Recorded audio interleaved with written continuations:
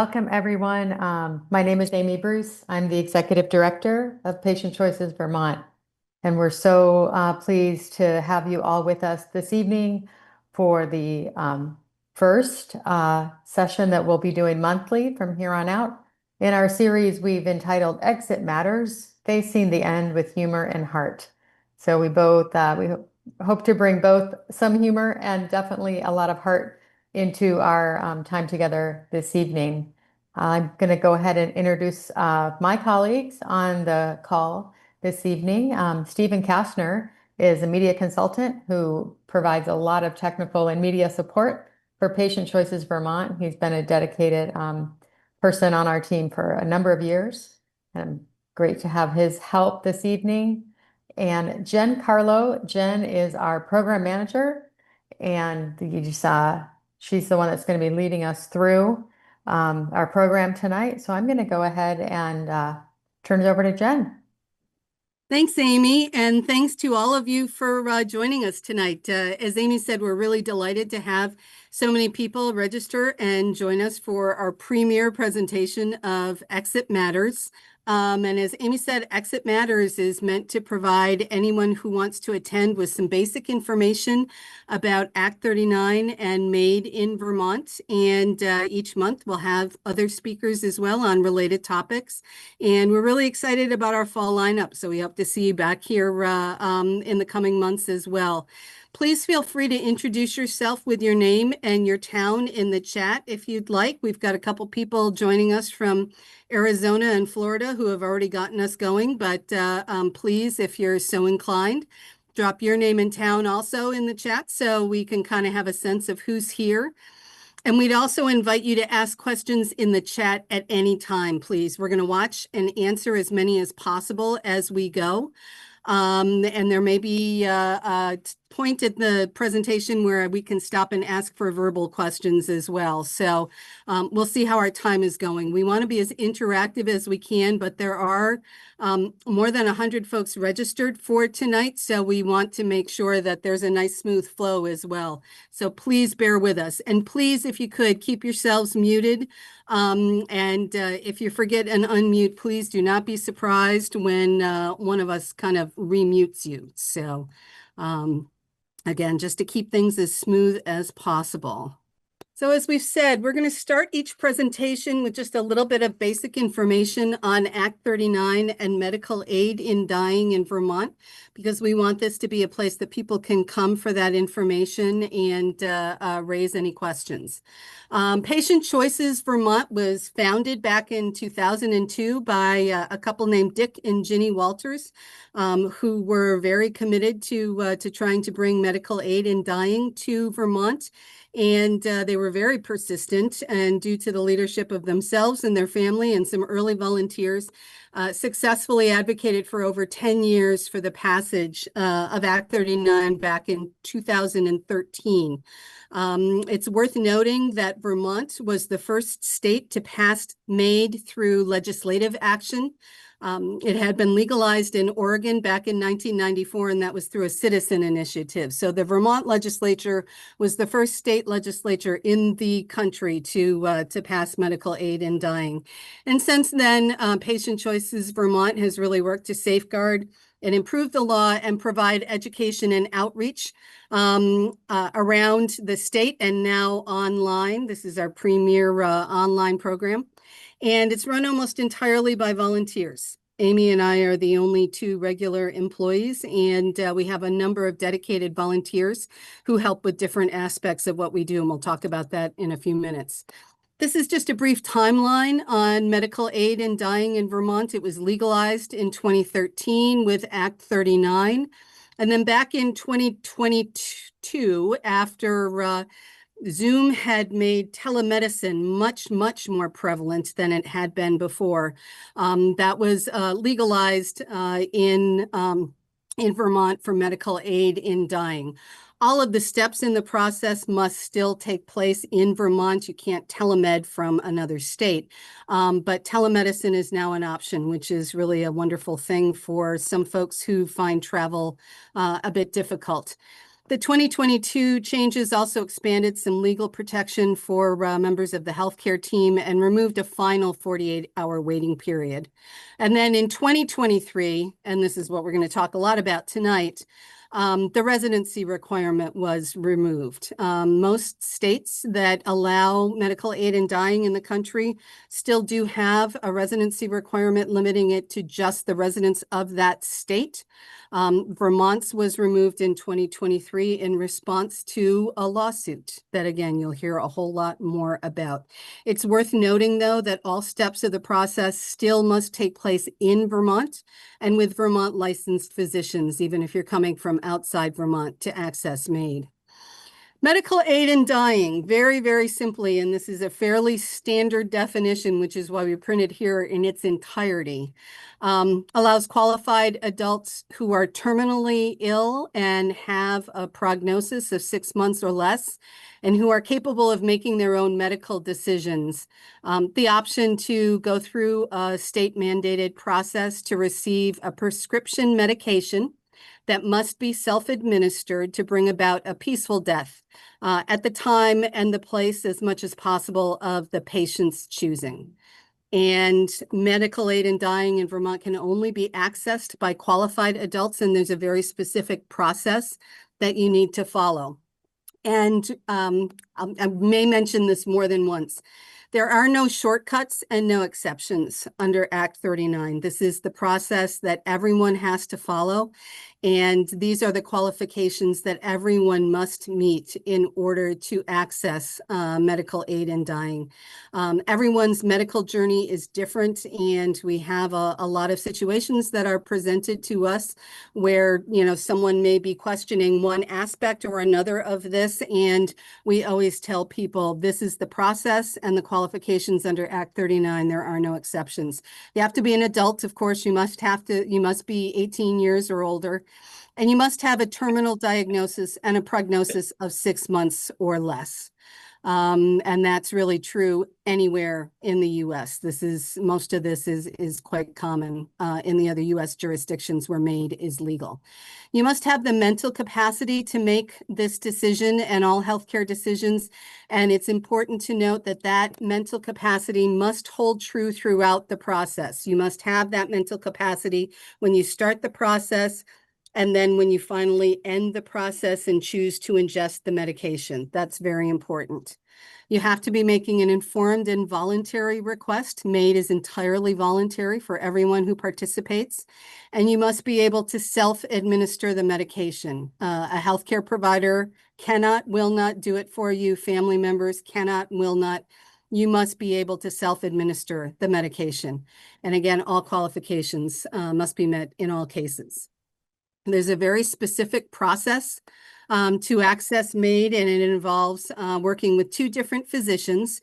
To begin the process, you have to work with a prescribing physician, and you have to make 2 oral requests to that physician at least 15 days apart. And again, the physician must be someone who's licensed and practicing in Vermont, and all of these steps must take place in Vermont. You need to make a written request also to the prescribing physician, and there's a form. It's a state form. It's available on the Department of Health website and also on the Patient Choices website. We have a lot of wonderful resources on the Patient Choices Vermont website, and we'll put that in the chat later because we encourage everyone to have a look. The form that you submit has to be witnessed by 2 unrelated adults, people who do not stand to benefit in any way from your death, so not relatives, and no one on your care team can witness the form. After that has taken place, you do need to have a second confirming physician confirm that you qualify, that you followed the process, and then your prescribing physician can go ahead and write the prescription. MAiD is voluntary. We stress this so much. It's entirely voluntary for everyone who participates. qualified patients can pursue it, but it's their choice. And once you start the process, you can stop it at any time. You can rescind the request. You can decline to make another request to the confirming physician. You can just decline to take the medication. It's entirely optional to participate in MAiD. It's also optional for healthcare providers, and you will find some physicians who choose not to participate in MAiD, but one of the things that we want everyone to understand is that under the law, doctors are required to inform patients of all of their end-of-life choices, and that can include MAiD, hospice, palliative care, and others. That does not mean that they in any way are required to participate or to write a prescription, but you should be able to discuss all of these options with your doctors. And that's something else that we also have on the Patient Choices Vermont website. There's a great, it's called a pocket guide, but it's also listed on the website. Ways to talk to your doctor about this, ways to frame the questions, sample things that you should ask. Many people don't really kind of give this a lot of thought until they have to. And so if you're not sure how to approach your doctor, we have some resources that can help you with that. We also, at every turn, strongly recommend hospice enrollment if you're at the point where you're considering pursuing medical aid in dying. That's important for a number of different reasons. PCV resources available. On our website, we have a web form where you can contact someone on our helpline. We have a couple of helpline volunteers on the call tonight. We're not going to ask them to introduce themselves, but they're wonderful people who work a week at a time to answer all of the inquiries that come in through our helpline. They can point you to resources either within the state, on the PCV website, or just give you an explanation of the process similar to what I just did so that we can kind of start to point you in the right direction. And we thank them for all their dedicated work. We also have a group of people, and there are some of these folks on the call tonight as well, called the Wayfinder Network. They're not official PCV volunteers in the same way that the helpline folks are, but they are affiliated with Patient Choices Vermont. And they support, this says they support mostly out-of-state residents through the process because, as you can imagine, if you're coming to Vermont from out of state to try to access MAiD and you don't have Vermont prescribers, healthcare providers, you need to know how to access hospice, et cetera. It's very, very helpful to have someone try to support and guide you through that process.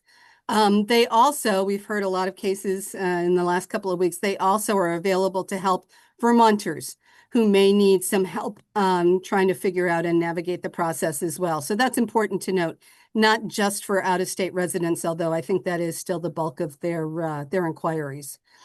If you want to go to patientchoices.org, again, so many great resources on that website, a description of the qualifications and the process for MAiD, what I just described, links to the Department of Health forms. There's also some more personal information on there. There's videos from past patients and family members about their experience with medical aid in dying, which I think can be really helpful if you're kind of exploring your options and you're not quite sure what to anticipate. We have a clinician's guide that has a lot of information and a guide for patients as well. We'd like you all to be on our mailing list. We have pretty frequent newsletters with great information about different aspects of MAiD and Act 39, and definitely worth a read. I have been at PCV for about 4 months, and the very first week, I believe, that I was here, I had the opportunity to meet Heather Hogan and Carter Oakley, who are the filmmakers behind Other Side. And we are so delighted that they could be our premier guest for this series. We've been working with them these past couple of months to organize the Vermont series of Other Side screenings, and we'll post more information about that a little bit later. And I can tell you they are two awesome humans, and they're out there doing some really innovative work, trying to help people look at death and dying in more innovative ways. So both of them are creators and directors at Death Differently. And I'm going to turn this over to them to just tell you a little bit about themselves and their work. Hi, everyone. Thank you so much for joining PCV and joining us this evening. It's really wonderful to be in a room full of curious people. So I'm Heather Hogan. This is Carter Oakley. We're coming to you from Brooklyn, New York. I'll tell you a little bit about myself. I am in coursework now for clinical social work, working with the topics of death and dying through film work, through training as a death doula, has really ignited my interest in supporting people through end-of-life processes. We created Death Differently because we've seen death go well and we've seen it go poorly. And we thought, how could we use storytelling to maybe increase the likelihood of better outcomes for patients and the people who support them? We're so glad to be here. Thank you so much. And honored to be a part of what PCV is doing in the incredible work that they're doing. Most of our goal has just been to usher people to the incredible work that they're doing through the documentary. Thank you both. There is a trailer for Other Side that Stephen is going to play that Carter and Heather wanted to share. It's really great.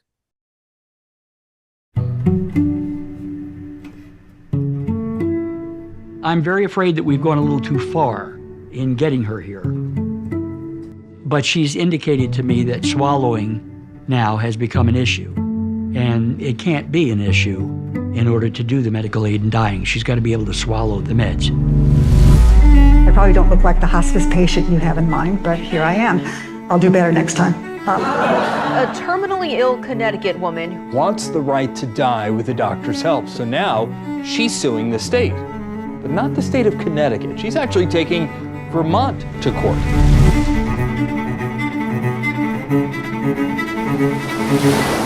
I'm done.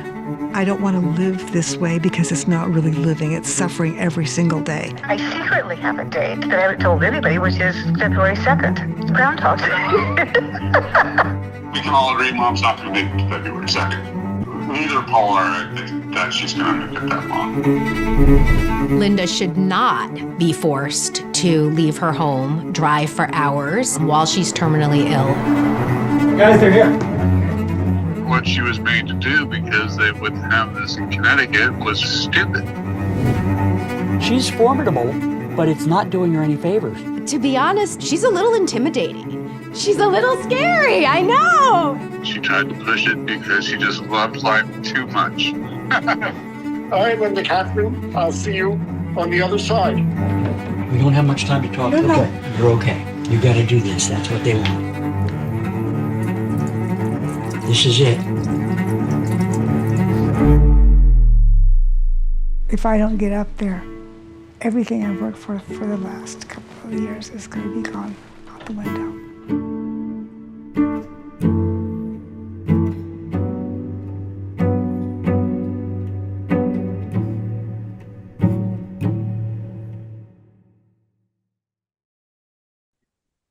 So I guess first we should start to tell you a little bit about how this story came to be. I found Lynda's story in the New York Times. That's how most people were introduced to Lynda. She had filed a lawsuit with the support of Compassion and Choices and a Vermont-based physician to see if they could remove the patient requirements in the state of Vermont for medical aid in dying. Lynda was a Connecticut resident. This law is not available to her. And so filing this lawsuit became the only option for access. So I reached out to her. I sort of squirreled through the internet and I found her personal email and sent her an email saying, here's the work that we do with Death Differently. And we are hoping we might be able to have a conversation with you. And she wrote me back and said, I have treatment tomorrow. I can't speak with you. Let's talk on Monday. And when we spoke on Monday, she said that the time between when I reached out to her on Thursday evening and Monday morning when we met, there had been 6 different media groups that had reached out to talk to her about her story. And she initially just agreed to a single interview. And as we built our relationship and really established trust with Lynda and her family, her husband, her son, her daughter, and granddaughters, They really allowed us to come in and capture the entirety of her story. And we followed them side by side over the course of about a year, and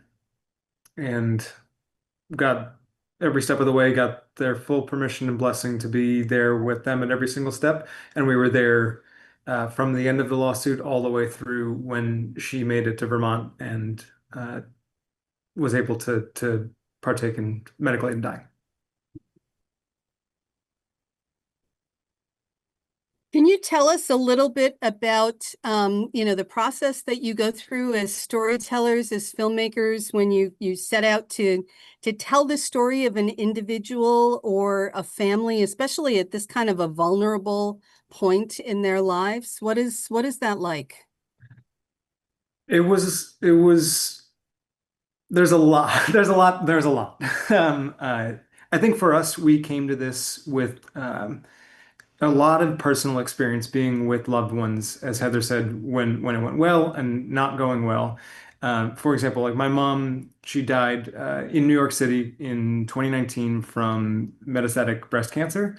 And 2 weeks before she died, she was interested in medical aid and dying, which prior to Lynda's lawsuit was unavailable to anyone out of state. So when Lynda's lawsuit came about, we had done a number of short films about death and dying and felt confident that we could navigate the space to have initial conversations and handle sensitive subjects. But I will be honest, we were ill-equipped and ill-prepared for being with them for a year. And we just found ourselves on this ride with the Bluesteins and are incredibly grateful for it. And Paul, Lynda's husband, is now a dear friend. Her son Jake, we talk to multiple times a day. We have a text thread.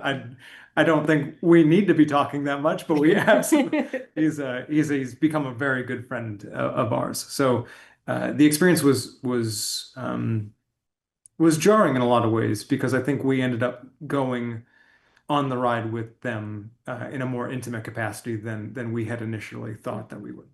And to put it in context, all of our previous work are all short films, right? So the building a relationship and spending time with people to tell these short films, stories, 9 to 20 minutes long. The longest we'd spent with anybody directly was about 3 weeks.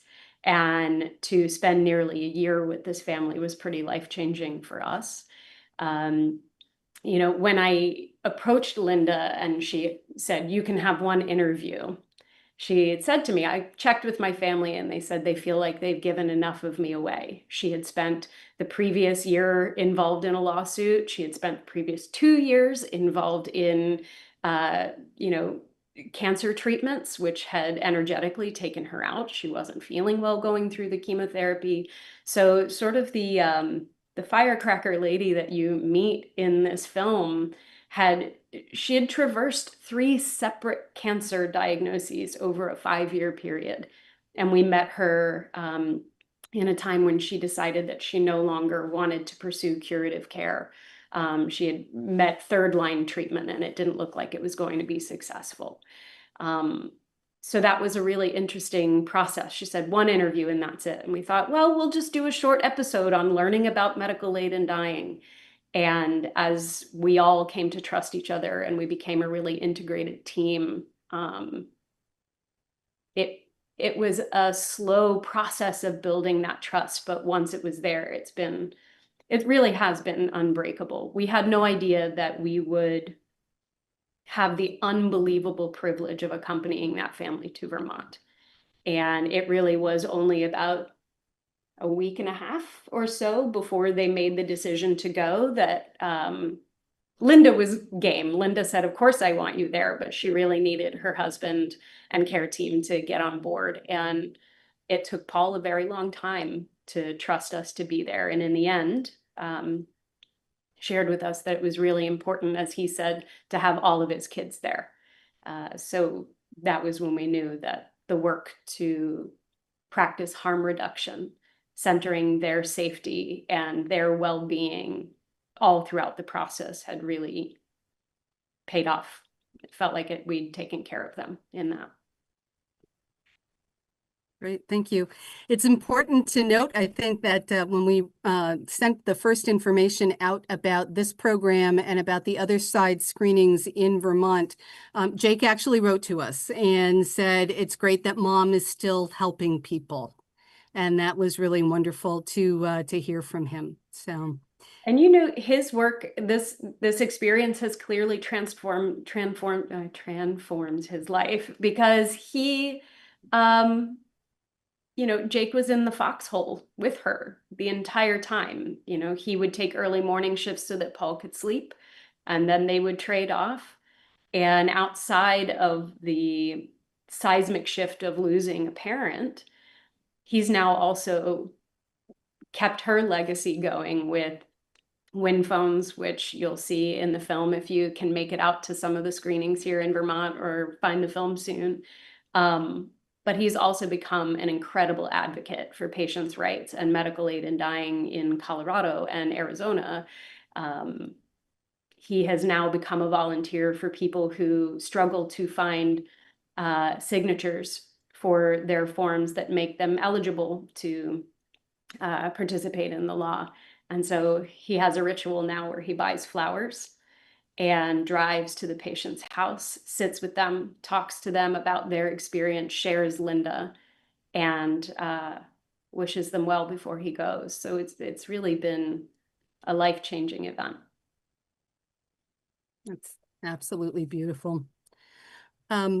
Participants, if you have questions for Carter and Heather, please, you're welcome to ask them verbally. You can raise your hand, and if you don't know how to do that, look for the React button at the bottom of your Zoom screen. And when you click on that, there's a raise your hand button, so do that. Or if you would prefer not to do it verbally, you're welcome to add your questions to the chat. Amy and I are watching them, and we will relay them to Carter and Heather. Carter, when we were talking, you and Heather and I, in preparing for this event, you had mentioned and indicated that you were willing to discuss that you're currently going through an end-of-life planning journey with a family member a few years after this journey that you went through with Lynda.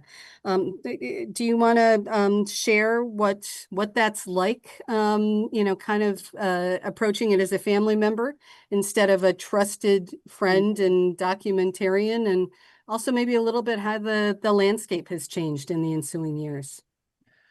Yeah.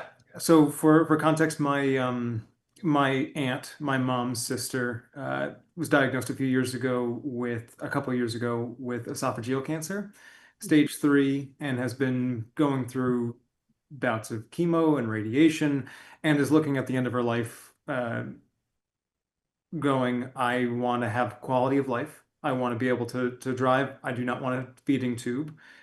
She has a clear line in the sand with what she is willing to do and what she is unwilling to do, especially with the knowledge of what the prognosis looks like for stage 3 esophageal cancer paired with breast cancer, which she has. So she's got a nice cocktail of comorbidities as well, similar to what Lynda was going through. So Heather and I showed her the film before it premiered at South by Southwest. It was a very, very early cut. It was probably 2 hours long and 45 minutes too long, but she was able to see what Lynda's experience was, the experience of what it looked like for someone to go through as an out-of-state resident, medical aid and dying.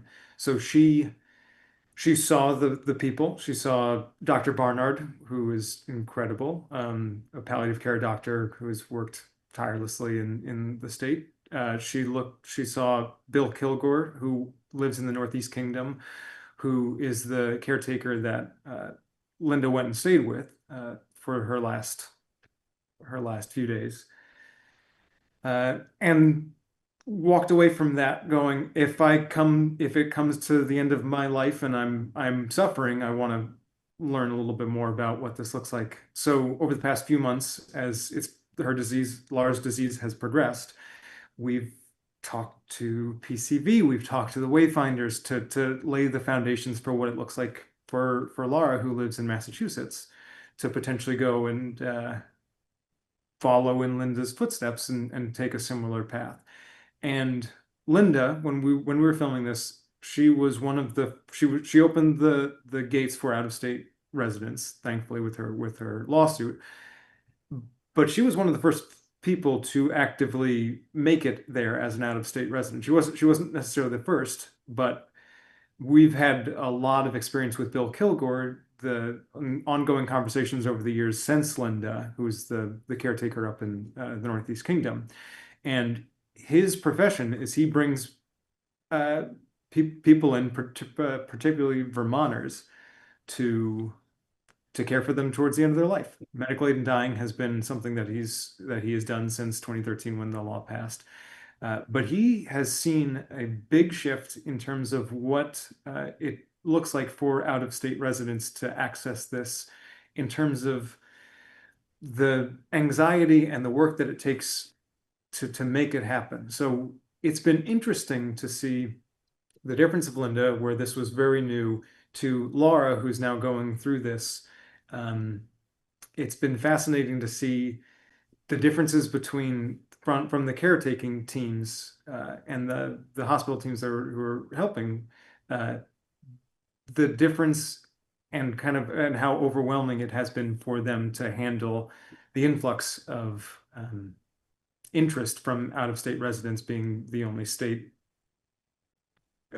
within the East Coast to be able to offer this to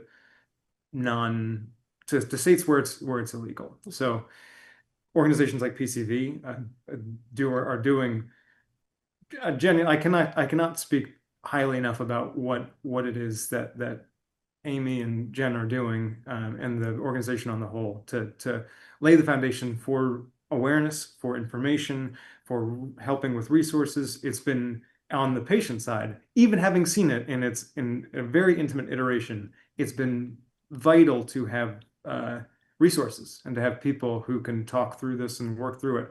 I went in expecting that I knew everything. I had seen it. I spent months and months and months editing the film over and over again. I know all of the points, but it's a different thing when going through it on a personal side. And this experience too has really illuminated the need for states outside of Vermont, neighboring states, to pass these laws to make this end of life care, right? Because this really is, it's medical care at the end of life without life extending measures. There's conscious care behind this. And realizing that, Lynda passed away on January 4th, 2024. And as Carter said, was one of the early out-of-state residents to access this law. And I can imagine that in a small state that has a lot of rural areas, that having lots and lots of patients seeking care from other states puts an immense strain on Vermont's system. And so for those of you who are joining from outside of Vermont, who are living in states that maybe don't have this law, your advocacy is key for helping. It's not only helping residents of your state, but it is also helping residents of states that are brave enough to be willing to remove their residency requirement, because this really becomes about creating accessible, compassionate end-of-life care for everyone. And Vermonters are really taking the brunt of it. Different than Oregon, because Oregon has removed their residency requirement, but they have states around them that also participate in the law. So in case you're curious about how you can help, wherever you are, talk to your legislators about making this accessible. Thank you for that. We have had a couple questions in the chat, and the first one is, did you help Lynda find Vermont doctors? And if not, how did she find the doctors she needed under Act 39? And if you two could speak to that, and Amy may have some background as well. We did not participate in finding care of any form for Lynda. We really did our best as documentarians to try to be flies on the wall, because Lynda was very prepared. Participating in the lawsuit was something that also gave her access to providers in a way that the average patient might not have access to a list of who participates. Even though she did all of this preparation work up top, right? She's gone through the entire strategy that Jen laid out in the beginning of this. Lynda's decision for the when was really pushed pretty far. So there was a scramble towards the end of her life to make sure that she had a place to go in Vermont, that she had engagement with a hospice team in Vermont in order to make this happen. So that part was really stressful for us as filmmakers. We had go bags by the door. Everybody on our team had bags packed because we knew we would get a last minute call for being able to get up there. But no, we were not in control of any of that and did our best not to influence her experience. I can tell you that the lawsuit was filed by Compassion and Choices, which is a national organization that advocates for and supports establishing medical aid in dying as a legal right in states that don't currently have it. And the lawsuit was filed on behalf of Lynda and Dr. Diana Barnard, whom Carter and Heather have mentioned. She's a Vermont physician. She specializes in hospice and palliative care. She's an associate professor at UVM, and she is a longtime associate of PCV and a longtime advocate for medical aid in dying. She's provided testimony across the country. She's very dedicated to providing education and information around medical aid in dying. And she's also very dedicated to make sure that the law is safeguarded and that everything is done as it should be. And she was also a participant in the lawsuit. And I believe, Amy, one of Lynda's physicians, yes? Yes, and actually I'd like to point out that one of the founders of Patient Choice Vermont is on the call this evening. Betsy Walkerman has joined the call, and she was very active with Patient Choices at this time, worked with Compassionate Choices, with Heather and Carter, Lynda, Dr. Barnard. So Betsy, would you like to jump in and add a little bit about how all those amazing people came together to change the residency requirement? Sure. Yeah, I'm glad people asked. Can you hear me all right? Yeah. Great. Yeah, I really appreciate both the background and everybody online and Heather and Carter being here. Yeah, so as Jen mentioned, Compassionate Choices spearheaded the lawsuit with Lynda Bluestein and also representing Dr. Barnard. We have a very close relationship with Compassion Choices, that is, Patient Choices Vermont does, and we're involved in that strategy to go ahead and support their lawsuit. At the same time, we started talking to legislators about changing the law once we realized that a residency requirement was on very shaky constitutional grounds. And so the two really proceeded in parallel with Compassionate Choices and Lynda and Diana pursuing the court case approach, and Patient Choices Vermont handling the legislative side. And so the two solutions ended up happening about the same time, with a settlement on the lawsuit by the Attorney General of the state of Vermont and the legislature passing the change in the law to eliminate the residency requirement. And I would note that it was an overwhelmingly positive vote. It passed on a voice vote, and you could literally hear 3 or maybe 4 nays. So it was, and since then, of course, people have been very, very welcoming to people who are visiting here, with, of course, the constraint that we just don't have that many doctors available in Vermont. So, and I would also mention that Dr. Barnard has been on the board of Patient Choices Vermont since, I believe, 2004. So almost as long as I have, and since Dick and Ginny were my parents. So we've worked really closely that whole time. She is one of the premier medical advocates across the country. Thank you, Betsy, and thank you so much for joining us. I did mention Dick and Ginny at the beginning, so it's nice to come full circle and let folks hear from you as well. So thank you for that. Amy also put some information about Compassion and Choices and Death with Dignity as two national organizations that work with state advocacy groups. There was a question in the chat about that. Most states, if not all states, have their own advocacy organizations. So if you're looking, there was a question about sympathetic legislators in Florida and North Carolina.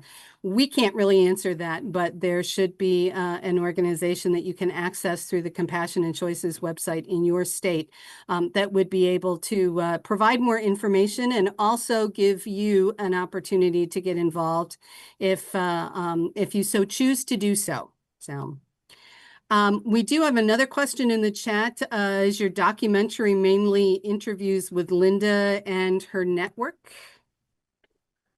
So no, we were very fortunate thanks to, again, Dr. Barnard has become like a friend feels close enough to. We'd like her to be our friend. Yeah. I'd like to think she's our friend. She's really an incredible person and an incredible clinician.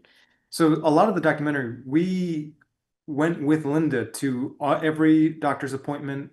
So we see in real time throughout the documentary the incredible work that Dr. Barnard was doing or was doing with communicating with patients. And I will say, I wish she was here because I'm going to talk her up. In my opinion, she sets the gold standard for how doctors should be communicating with their patient. She spent hours with Lynda and Paul listening to Lynda and what she wanted, and then every decision that was made after that was based on Lynda. So Dr. Barnard continues to be the gold standard for from our experience at least. End of life communication and the importance of partnering with a knowledgeable and a care team that listens. Yeah, and we were also in that year, it was really funny because, with Lynda saying like you get the one interview and that's it. And then eventually it just started, she'd call and say, hey, I'm going to go and do this thing. Do you guys want to be there? So when we followed her through her entire patient experience, there were also so many weekends. We must have driven from Brooklyn to Connecticut 400 times. And by the end of this, filming with the family from the day that we met them until really through Lynda's death, we had a little over 250 hours of raw footage of Lynda and her family and just the textures of living and subsequently the textures of living at the end of life. And so we really did our best to try to balance the content of the film so that viewers are able to understand the process that Jen laid out, to make the steps clear. We tried to give education and orientation up front, and then to spend the majority of this allowing all of you to sort of pull a chair up alongside Lynda and be with her in the process. Carter is the person who was behind the camera, and all of our editing. And so much of what you experience, that trailer gives you a little bit of an insight, is really the complexity of this experience. And that's true for all of end of life, right? It's always more complex. It's never as cut and dry as we want it to be. But I do feel like we struck a balance of being able to give information and then tuck that away and allow this to be truly experiential for the viewer. Because we want people to understand this is not scripted. We didn't influence her experience in any way. There was no encouragement of, you've come this far, you have to keep going, right? She always had the option to choose not to. And you see the struggle of what it is for her to balance, what it is to know that your life is ending, to know that you have days left in that time, and to balance what that means with how much suffering you're willing to be within that process, if that ends up being part of the journey. So yeah, it's a pretty rich story. It's not quite as cut and dry as you might hope it was.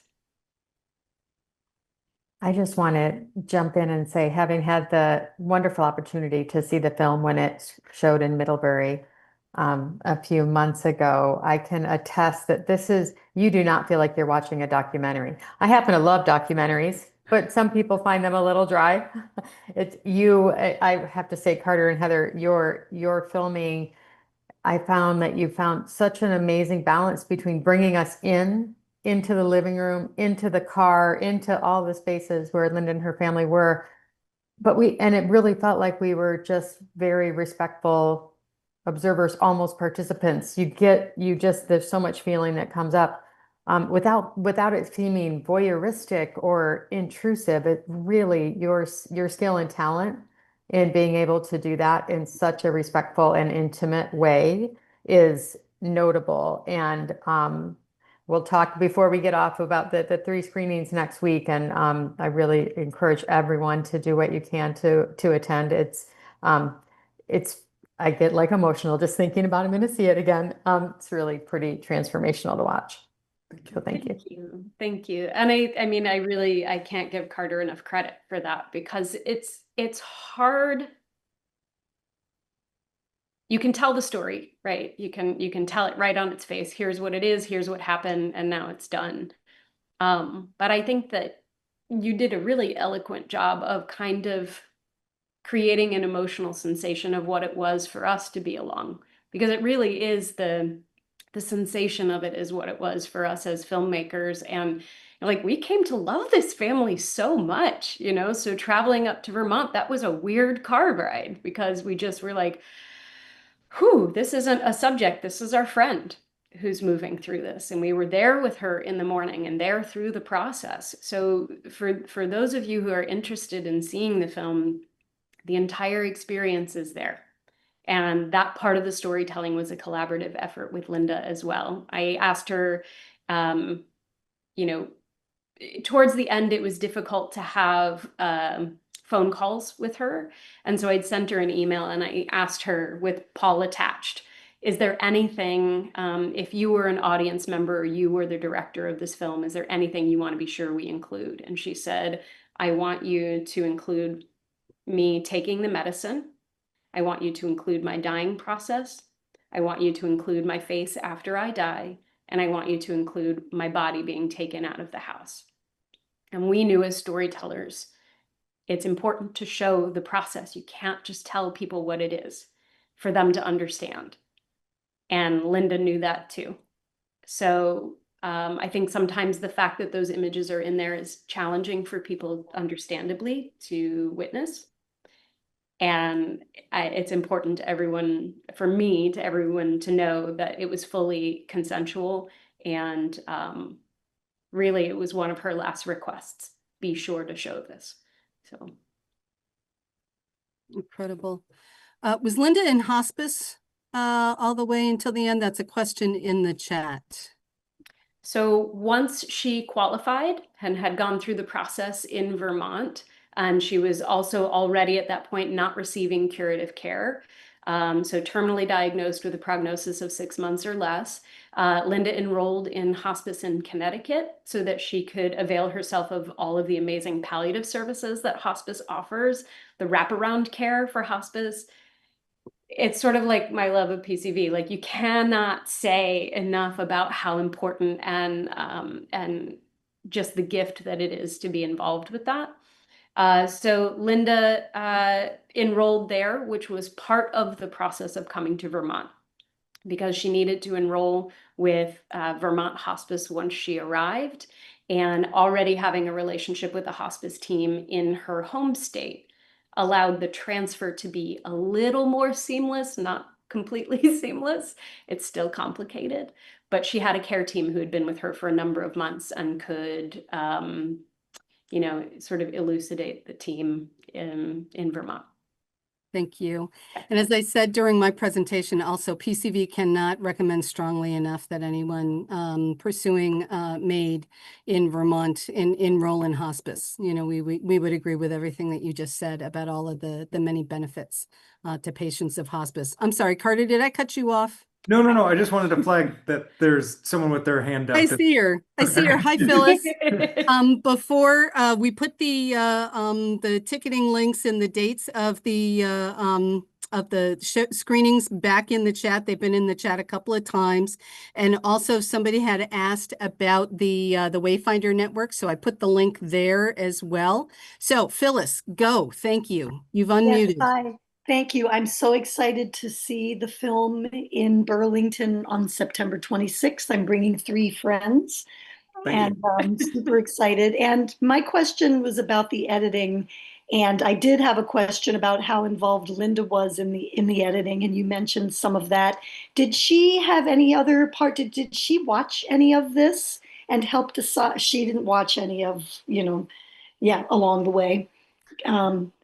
But what we did was, after we had compiled a rough cut, we went over to Paul's house, Paul and Linda's house. This was 6 months after she died.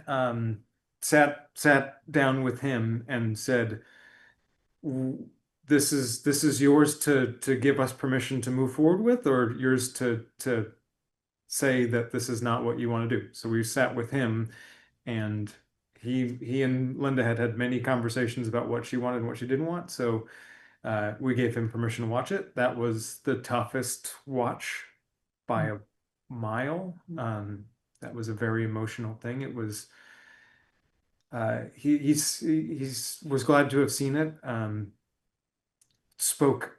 Continues to speak incredibly highly of it, has seen it multiple times since, but he said it was like reliving it. So it was a big ask for him, but he gave full blessing and on behalf of him and Lynda. So we've been very grateful for that.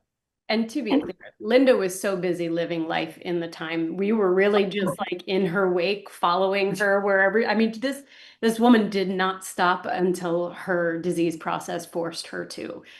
So I don't know that she even had much interest about us or how we saw this or what this was going to be, and rightfully so. You know, this was part of recognizing that the end of her life was approaching with something that just really galvanized her closer to living. And I think you see that.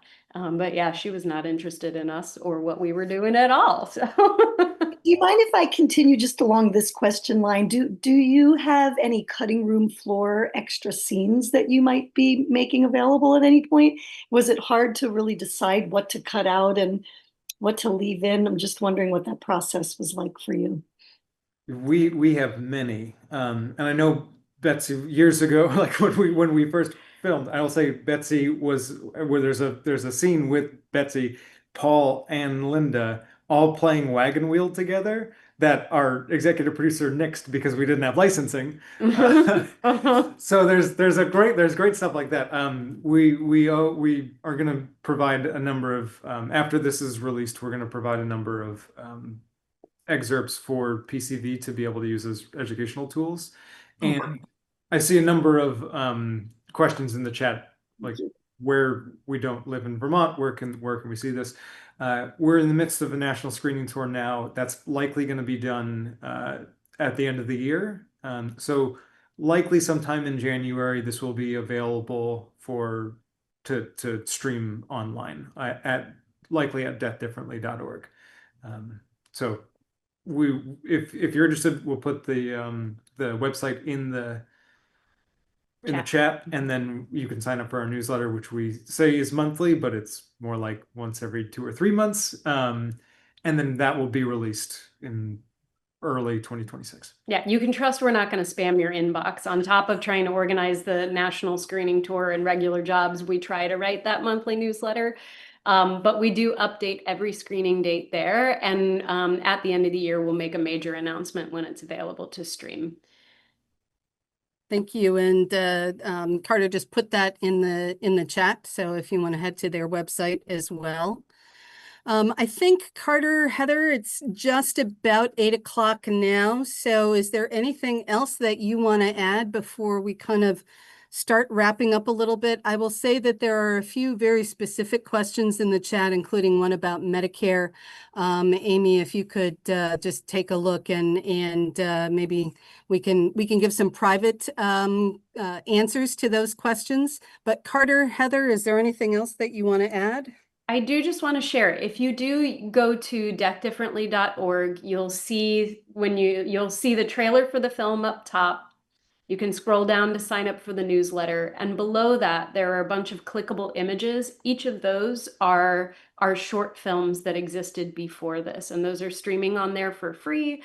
And they're really informative. We cover grief through a grief comedian. We cover the role of a music thanatologist, someone who's scientifically trained to play music for people at the end of their lives. Green Burial, a conscious dying episode. And we really did try to strike that same balance between humor and heart as you're doing here. Yeah, so if you're curious about some of our other work, that's there. I promise Other Side is a much higher caliber.